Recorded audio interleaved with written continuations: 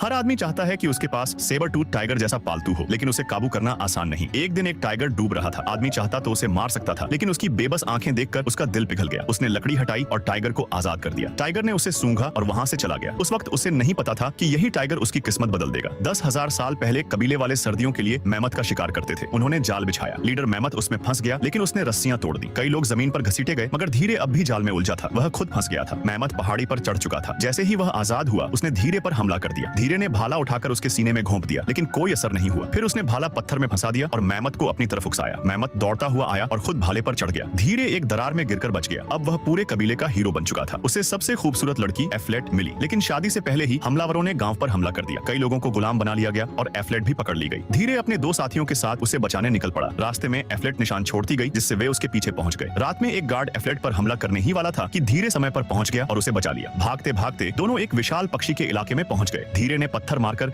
एक पक्षी को गिरा दिया। दूसरा और ज्यादा गुस्से में आ गया। धीरे ने बांस को चाकू की तरह इस्तेमाल किया और सीधा उसकी गर्दन में घोंप दिया। पक्षी वहीं मर गया, लेकिन तभी एफ्लेट दोबारा पकड़ ली गई। अब सिर्फ धीरे और एक घायल बुजुर्ग ही बचे थे। अगले दिन वे एक उजड़े गांव पहुंचे। वहां खाना देखकर खाने लगे, तभी कुछ ट्राइबल्स ने उन्हें घेर लिया। मौत सामने थी कि अचानक वहीं टाइगर दहाड़ता हुआ आ गया। सब डरकर पीछे हट गए। टाइगर ने धीरे को देखा, जैसे कह रहा हो ये मेरा आदमी है। चेतावनी देकर वह शांति से वहां से चला गया। ट्राइबल्स हैरान रह गए। उनकी भविष्यवाणी थी कि एक दिन एक लड़का टाइगर से जुड़ेगा और उन्हें आजादी दिलाएगा। धीरे अब उनका लीडर बन गया। बाकी कबीले भी उसके साथ जुड़ गए। वे दुश्मनों के जहाज का पीछा करते हुए रेगिस्तान पार कर उस जगह पहुंचे जहां गुलामों से पिरामिड बनवाए जा रहे थे। यहाँ तक कि मेहमत भी जबरदस्ती मजदूरी कर रहे थे। इन सब के पीछे एक आदमी था जो खुद को भगवान कहता था। वह एक गुलाम को टावर से नीचे फेंक देता। इसी दौरान धीरे कैंप में गया। वहाँ उसे एक साधु मिला। उसने कहा कि जिसके हाथ पर ओरायन तारे का निशान होगा वही क्रांति लाएगा। धीरे ने साधु की कलाई पर वही कंगन देखा जो उसके पिता का था। उधर एफ्लेट के हाथ पर भी वही निशान था। अगले दिन धीरे और उसके साथी गुलामों के बीच घुल मिल गए। उन्होंने हथियार छिपाए और मेहमत के लीडर को आजाद किया, लेकिन वह हिला तक नहीं। धीरे ने उसे गुस्सा दिलाया। आखिर वह बेकाबू हो गया। बाकी मेहमत भी आजाद हो गए और चारों तरफ तबाही मच गई। गुलामों ने विद्रोह कर दिया और सब मिलकर महल की तरफ बढ़ने लगे। तभी एफ्लेट फिर से पकड़ ली गई। धीरे ने समर्पण करने का नाटक किया। जैसे ही मौका मिला, उसने भाला उठाकर उस नकली भगवान को नीचे गिरा दिया। तब सबके सामने सच आ गया। वह कोई भगवान नहीं बल्कि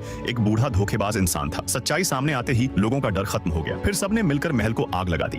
हर आदमी चाहता है कि उसके पास लड़के के पूरे शरीर में हड्डियों की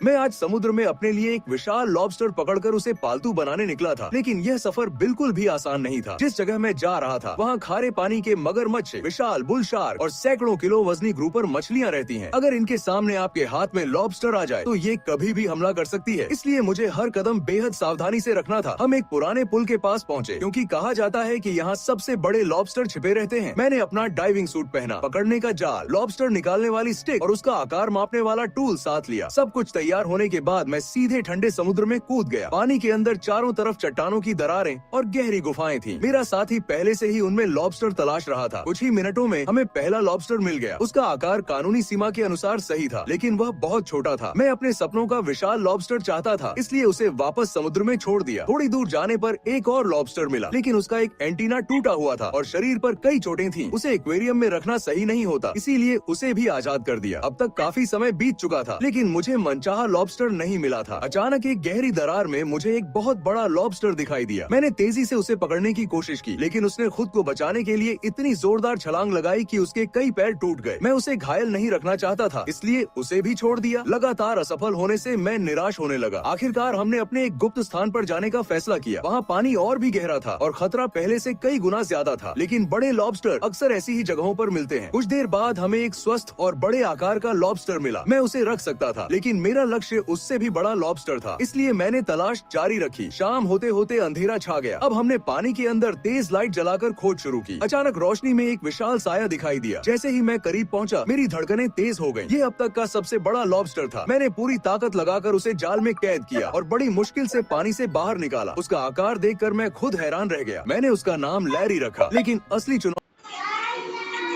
मुश्किल से पानी से बाहर निकाला। उसका आकार देखकर मैं खुद हैरान रह गया। मैंने उसका नाम लैरी रखा, लेकिन